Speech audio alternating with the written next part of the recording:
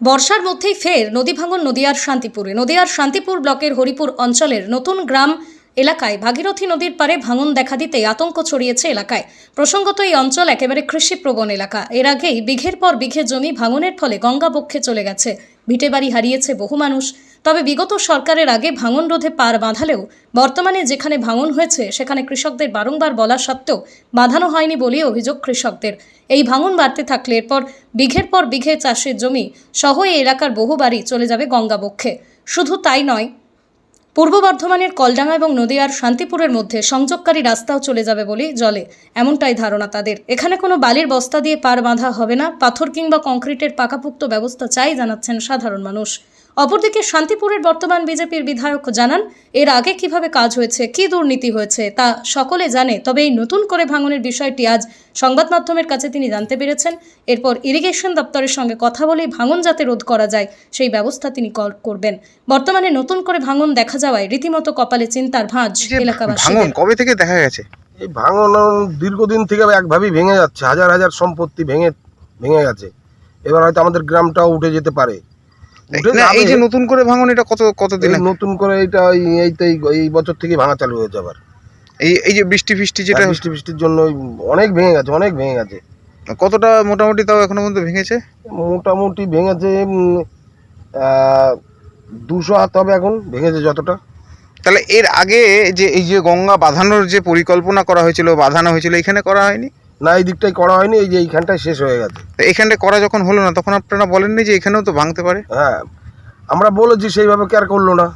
আমরা সাধারণ মানুষ, এখন সরকারের কাছে আমাদের এইটাই আবেদন, নতুন সরকার এসছে যেন আমাদের এই নদীর ধার দিয়ে একটা রাস্তা করে দেয়, পাথর দিয়ে যেন বাঁধিয়ে দেয়, গ্রামটা যেন বেঁচে যায়। মোটামুটি এই যে জমি, এখানে কতগুলো পাড়া রয়েছে? এইখানে আপনার পাড়া রয়েছে, তাও অনেক পাড়া রয়েছে। আর মানুষ বসবাস করে তাও কত? মানুষ বসবাস করে অগন্তি। আর চাষের জমিও তো আছে? চাষের জমি তো শেষই হয়ে গেছে না, এখন সেই যেইটুকু আছে ওর কোনো মূল্য নেই, তাও ভেঙে যাচ্ছে সব। স্থানীয় প্রধান কিংবা পঞ্চায়েতকে জানিয়েছেন বিষয়টা? এরা মোটামুটি জানে, এরা যে জানে না তা না। এখন বর্তমানে যে প্রধান আছে তার কোনো সময় এই নদীর ধারে এসে চাষিদের থেকে বয়ান আমি নিতে দেখিনি, আমাদের কখনো কিছু জিজ্ঞাসা করেনি। উনিও তো ভাগীরথীর তীরেই থাকে? হ্যাঁ, উনিও ভাগীরথীর তীরেই থাকে। এখন আপনারা কি চাইছেন মূলত? এখন আমরা চাইছি নদীর ধার দিয়ে সুন্দর পাকা রোড হোক, পাথর দিয়ে নদীটাকে বাঁধানো, গ্রামটাকে সরকার বাঁচিয়ে রাখুক, তাহলে আমাদের জেনারেশন, ছেলে মেয়ের জেনারেশন এইগুলো বাঁচতে পারবো। জায়গা জমি যা গেছে সরকারের কাছে আবেদন থাকে যেন সেই জায়গা জমিগুলো আমরা ফেরত পাই। জলে চলে গেলে তো সেটা আর ফেরত পাওয়া সম্ভব না। যদি সরকার দেয় তাহলে হয়তো আমরা পাবো, আমাদের এরপরই তো নির্ভর করে। এখন কি জল বাড়ছে? এখন জল হালকা বাড়ছে। আর তাতেই কি এখন চিন্তা? তাতে এরকম চিন্তা, আর একটু জল বাড়লে আরও ভেঙে যাবে। কি নাম আপনার? বিপুল মজুমদার। এই জায়গার নাম? নৃসিংহপুর নতুন গ্রাম।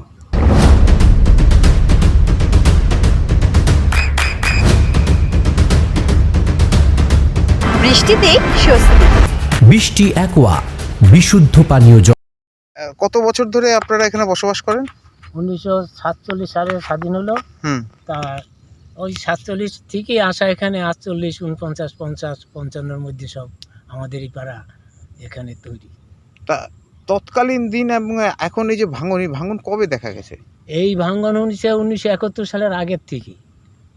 1971 সালের আগে আমাদের পুরনো পাড়া ছিল তেওরি মাঠ, সেটা ওই যে মধ্যে দিয়ে একটা ইসে ওই চর পড়ছে, আবার এই মধ্যে দিয়ে একটা চর পড়ছে, এসব তেওরি মাঠের জমি ছিল। ভাটাগুলো বলতে পারো না? আচ্ছা, আর এই ভাটা জবরদখল করে এই যে ইট ভাটা সব হইলে আমাদের তেওরি মাঠের জমি। এই সব মানে ওই যে সুব্রত পাল, শঙ্কর হালদার, তারপর পল্টু বাগ, এরা দখল করে ওই যে ইট ভাটাটি করে। সেটা কালনা? আচ্ছা, আমাদের নদীর ভিতরে আমাদের আদিবাড়ি ছিল, সেটি ওই এরা দখল করে নিয়ে ওই যে ইট ভাটা ওই যে। আর এই যে ভাঙন হচ্ছে এখন কতটা চিন্তায়? এখন তো আমাদের পাড়াই তো উঠে যাওয়ার সম্ভাবনা বেশি এই ভাঙনে। এই যে কত জমি চলে গেছে এখনো পর্যন্ত? হাজার হাজার জমি, আর হাজার হাজার। এই প্রশাসন কি কোনো রকম পদক্ষেপ নেয়নি? এই আগের প্রশাসন তো এই আর মানে কোনো ভ্রুক্ষেপই করেনি। তাই যে বাঁধালো যে বলছে এডুকেশনে বাধাইছে। তারপরে যে এখন যে বর্তমানে যে পঞ্চায়েতের প্রধান আছে সেও জানে, সে জানা সত্ত্বেও তো কোনো কথা বলছে না। তাহলে তাহলে এই যে ভাঙন তাহলে ওনারা যে বললো ওনারা পার বাঁধিয়েছে, তাহলে তো পার তো এখানে বাঁধানোই নেই না, এই যে এটুক জায়গা বেরিয়েছে কালো বস্তা, তা তখন আপনারা বলেননি যে বলা হয়েছিল যে ওই নদীর মুখ আছে যে কলডাঙ্গা যেটা গেছে যে ওই মুখ পর্যন্ত, তাহলে এই জমিটা থাকতো। তাহলে এখন কি ভেঙে যাওয়ার চিন্তা? এখন ভেঙে যাওয়ার জন্য আমাদের চাষি মহল, আমাদের তো সবারই এই জমির উপর নির্ভরশীল। কত মানুষ বসবাস করে এখানে? এখানে কয়েক হাজার। আর চাষের জমি কতটা আছে? চাষের জমি ধরুন অনুমান করে কত বলবো, কত অনেক বিঘে। হ্যাঁ, অনেক বিঘে। তাহলে এখন আপনারা কি চাইছেন? আমরা চাইছি এটা বাঁধাইয়ে দেও। কি দিয়ে বাঁধাতে চাইছেন? তো যদি পাথর দেওয়া হোক, পাথর দিলেই সবচেয়ে ভালো হয়। নিঃসঙ্গপুর থেকে যদি এই পর্যন্ত বাঁধাইয়ে দেয় তাহলে আমাদের একটা রাস্তা হয়ে যাবে। আমাদের যারা এখানে এই চাষের উপরে নির্ভরশীল তারা জীবন, এখান থেকে তো কলডাঙ্গায় যাওয়ারও রাস্তা রয়েছে। এইটা যদি বাদ না দেয় তো এই কলডাঙ্গা যাওয়া বিচ্ছেদ হয়ে যাবে, তার যোগাযোগ ব্যবস্থা বন্ধ হয়ে যাবে। তাহলে এখন যদি যে নদীর জল বাড়ছে সেক্ষেত্রে কোনো রকম ভ্রুক্ষেপ নেই? এই যখনই এখন যে জলটা বাড়বে আর এই ভাঙতে থাকবে, জলটা যখনই আপনার স্থায়ী সমাধান চাইছে? হ্যাঁ, আমরা স্থায়ী এইটা সমাধান চাইছি। কি নাম আপনার? আমার নাম ইন্দ্রজিৎ মজুমদার। কত বছর বসবাস করছেন এখানে? এখানে ধরুন আমাদের প্রায় রাজ্যে ভাঙন নিয়ে, গঙ্গা ভাঙন নিয়ে যথেষ্ট তৎপরতা আপনারা নতুন করে শুরু করেছেন, কিন্তু নদিয়ার আপনার বিধানসভারই নদিয়ার যে শান্তিপুর ব্লকের হরিপুর গ্রাম পঞ্চায়েতের নতুন গ্রাম এলাকাতে নতুন করে ভাগীরথীতে ভাঙন দেখা গেছে।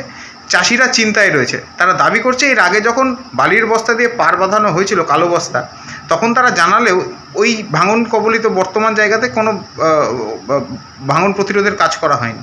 রীতিমতো একাধিক বিঘে বিঘে জমি এখন জলে চলে গেছে। এখন জল বাড়ছে, বর্ষা, রীতিমতো চিন্তায় তারা দিন গুনছেন। তারা বলছেন এরপরে যদি ভাঙন হয় এই এলাকাটাই ভেঙে যাবে এবং পূর্ব বর্ধমানের কলডাঙ্গার সঙ্গে আসা যাওয়ার যে সংযোগকারী রাস্তা সেটাও চলে যাবে জলের তলায় এবং বাড়িঘর তাদের রীতিমতো নদীতে চলে যাবে। চিন্তায় রয়েছেন, পাকাপোক্ত স্থায়ী সমাধান চাইছেন। কি বলবেন? আমি এইমাত্র আপনার মাধ্যম দিয়ে খবরটা পেলাম।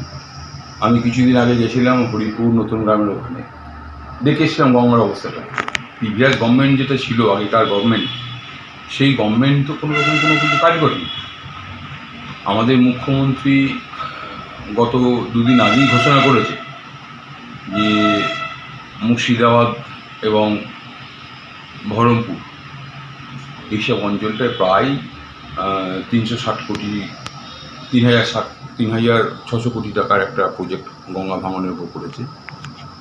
আশা করি নদীয়ার উপরেও উনি চিন্তাভাবনার বিষয় আছে, উনি করবেন। আমরা এসছি এটা যাতে ভালো কিছু হয় সেই ব্যবস্থা আমরা করব। আমাদের মুখ্যমন্ত্রী করবেন এটা। তৎকালীন দিনের তৃণমূল হোক বা বর্তমানে তৃণমূলের প্রধান, তারা জানাচ্ছেন এতদিন ধরে এটা সেন্ট্রালের প্রজেক্ট, এতদিন ধরে সেন্ট্রাল সহযোগিতা করেনি। এখন তো ডবল ইঞ্জিনের সরকার, এখন তো করা যেতেই পারে, বিধায়ক সাংসদ সবই বিজেপি। সেক্ষেত্রে সেন্ট্রাল থেকে যদি পাকাপোক্ত ব্যবস্থা করে তাহলে চাষিরা উপকৃত হবে। আসল কথা, ওইসব এলাকাটায় এত বেশি পরিমাণে গঙ্গা থেকে মাটি কেটেছে, যার ফলে এই ভাঙনটা চরম আকার নিয়েছে। বারংবার শোনা গেছে যে ব্যাপক হারে মাটি কাটা হচ্ছে। গভর্নমেন্ট, পূর্বতন গভর্নমেন্ট এদের সহযোগিতা করেছে, গঙ্গা ভাঙনের কোনো ব্যবস্থা করেনি, তো তার যা ফল হওয়ার তাই হয়েছে। একটা প্রশ্ন স্যার, এই যেই জমিগুলো নদীয়ার মধ্যে ছিল সেগুলো যখন ভেঙে ওদিকে চর সৃষ্টি হয়েছে, সেখানেও রীতিমতো দখলদারি, সেখানকার প্রভাবশালী নেতৃত্ব যারা পূর্ব বর্ধমান, তারা ইটভাটা পর্যন্ত করেছে বলে অভিযোগ করছে। সেটা তো মাপজোপ হবে, বিএলওরও মাপজোপ করে বলে দেবেন যে কোনটা কার জমি পাড় ভেঙে উঠেছে, গঙ্গার ইয়েতে উঠেছে, তখন ব্যবস্থা নেওয়া হবে। এখন দখল করবে ও সাময়িক। ইরিগেশনের সাথে কি কথাবার্তা বলবেন এই বিষয়ে? হ্যাঁ, অবশ্যই বলবো। আমি ইরিগেশন মন্ত্রীর সাথেই আমি আগামী দিনে বসবো, এই বিষয়ে আলোচনা হবে। আর এই হরিপুরের যে বর্তমান অবস্থা নতুন গ্রামে, সেক্ষেত্রে ইরিগেশন দপ্তরকে জানাবেন যে স্থায়ী? হ্যাঁ, গঙ্গা ভাঙন সম্বন্ধে তো জানাবই, এটা তো আমার কাজের মধ্যে পড়ে, যাতে মানুষগুলো ভালো থাকে, সুস্থ থাকে, সুস্থ দেখতে হবে, করতে হবে। প্রাথমিক পর্যায়ে যদি আটকানো যায় সেক্ষেত্রে কি ব্যবস্থা খুব দ্রুত করা যেতে পারে? ওটা তো আলোচনা সাপেক্ষ, ওটা আলোচনা করা হবে, তারপর যা নির্দেশ দেবে সেই নির্দেশ অনুযায়ী। ভেঙেছে এখানে ভেঙেছে, অনেকটা এলাকায় ভেঙেছে। ওই দিকটায় আমাদের জমি জায়গা ছিল, সবই ভেঙে গেছে। ঠিক আছে, খুবই অসুবিধা, আমরা চাষবাস করতে পারছি না এখন। এর আগে যে এখানে বাঁধানো হয়েছিল, যেখান দিয়ে ভেঙেছে সেখানে বাঁধানো হয়নি? না না, যেখানে ভেঙেছে সেখানে বাঁধানো হয়নি, অল্প কিছু জায়গায় বাঁধানো হয়েছে। ঠিক আছে, আর বাদ বাকি সব ভেঙে ঢুকে যাচ্ছে। ঠিক আছে, জমি জায়গা যাচ্ছিল সবই ভেঙে যাচ্ছে। এটা কি এই নতুন করে বৃষ্টির পরে তারপর আবার ভাঙন? হ্যাঁ, আবার ভাঙন, এটা জল বাড়ছে আর ভাঙছে। এরপর যদি আরো বেশি জল বাড়ে অনেকটাই ভেঙে যাবে। ঠিক আছে, যা জমি জায়গা আছে সবই ভেঙে যাবে। এখনো পর্যন্ত কোথাও কতটা ভেঙেছে?